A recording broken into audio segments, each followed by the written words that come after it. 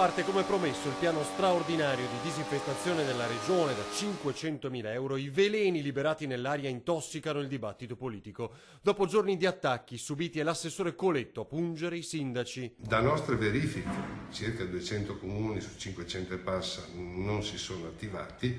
In parte il risultato l'abbiamo visto, insomma, l'incremento di queste larve che poi sono diventate zanzare ha dato risultati estremamente negativi. Dunque, oltre 200 amministrazioni in Veneto non avrebbero fatto quanto previsto nei tempi deputati. E tra queste anche Padova. È fondamentale, infatti, che le disinfestazioni di zanzare e larve avvengano nei periodi stabiliti e in contemporanea per ampliarne l'efficacia. Noi abbiamo rispettato quello che è il piano nazionale di prevenzione. Ci siamo attivati ancora a marzo, scrivendo delle lettere sollecitando le USL e i comuni ad attivarsi per la disinfestazione larvicida. Incubo West Nile, 10 le vittime in Veneto, l'ultima nelle scorse ore nel Rodigino. 159 casi in totale in regione, 49 con sintomi pesanti. Un aumento certificato del 300% di casi di zanzara killer in Europa.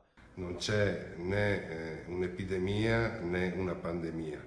Si tratta sostanzialmente di una patologia che purtroppo è endemica, è dal 2008 che noi la monitoriamo, insieme all'Istituto Superiore di Sanità e all'Istituto Triveneto Zooprofilattico, per controllare quella che è l'espansione.